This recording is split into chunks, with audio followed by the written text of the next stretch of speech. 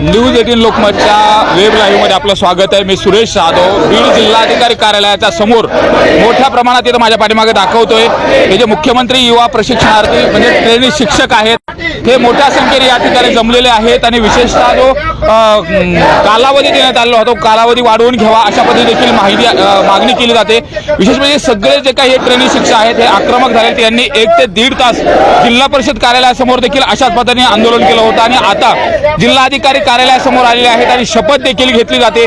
नेमकी यांची मागणी काय आहे, त्याचबरोबर ज्या पद्धतीने निवडणुकीच्या अगोदर यांना नियुक्ती देण्यात आली होती बीड जिल्ह्यामध्ये जवळपास पाहिलं तर 2,500 हे जे ट्रेनी शिक्षक आहेत त्यांची नियुक्ती करण्यात आली होती। मात्र यांचा जो कार्यकाळ आहे हा 6 महिन्याचा कार्यकाळ होता, तो 1 वर्षाचा कार्यकाळ केला जावा अशा पद्धतीची मागणी केली जाते। त्याचबरोबर यांना त्या कालावधीमध्ये जे काही मानधन ठरलेलं होतं ते मानधन देखील दिलं नाही। त्यामुळे एकंदरीतच हे जे सगळे जे काही आक्रमक झालेले ट्रेनी शिक्षक आहेत यामध्ये महिला आहेत त्या देखील या ठिकाणी आलेल्या आहेत आणि आक्रमक झालेले यांचं काय म्हणणं आहे शपथ देखील घेतली जाते, आपण हे पाहणार आहोत।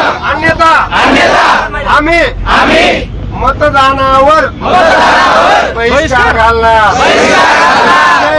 जय हिंद, भारत माता की जय। एकजुटीचा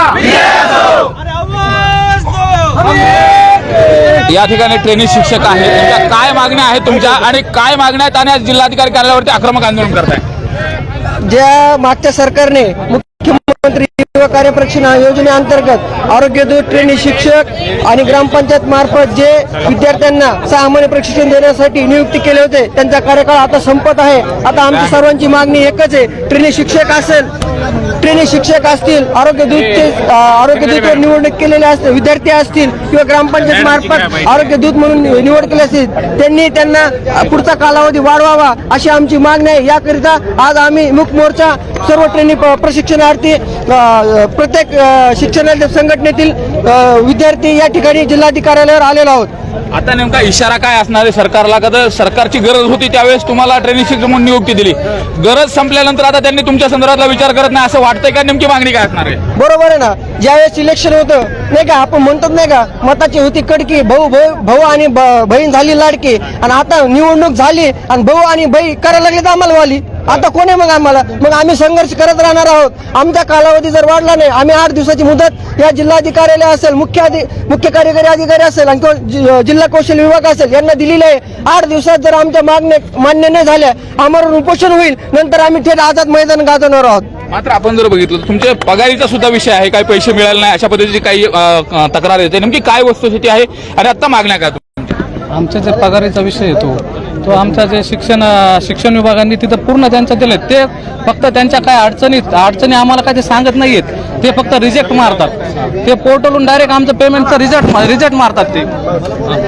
त्यामुळे त्यांच्याकडे आम्ही आता निवेदन घेऊन जात आहोत की तुमची अडचण काय आहे की आमच्या पगारी तुम्ही का करत नाहीयेत, का आम्ही का काम केलं नाही, का आम्ही शाळेवर गेलो नाही, का आम्ही पगार मिळत नाही। आता आक्रमक झालेले सगळे ताई तुम्ही देखील या ठिकाणी सहभागी झालेला आहेत, काय तुमचा आक्रोश आहे? ट्रेनी शिक्षक आहात तुम्ही, मात्र तुम्हाला रस्त्यावरती उतरायची वेळ आली।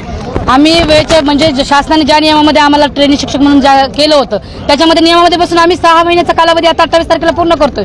पण हे करत असताना शासनाने आम्हाला सुरुवातीला सांगितलं होतं की 5 पॉईंटनुसार आम्ही आतापर्यंत गरज असेल तर तुमचा विचार करू आणि आता सध्या गरज आहे बीड जिल्ह्यामध्ये, त्याची खूप आवश्यकता आहे। शासनाने सांगितलं शिफारसपत्र घ्या, आम्ही शिफारसपत्र घेतलं, ते घ्यायला सुद्धा कोणी तयार नाही। आता आमच्या मुख्याध्यापकांना आस्थापनाने आम्हाला पत्र दिलं, तर विशेष म्हणजे मी माजलगावची आहे, माजलगावचा फक्त 1 महिन्याचा पेमेंट झालाय, बाकी 4 महिने झाला आम्ही बिना पेमेंटचं काम करतोय। मग शाळेत जाताना आम्हाला काही लागत नाही का? आम्ही एक महिला आहोत,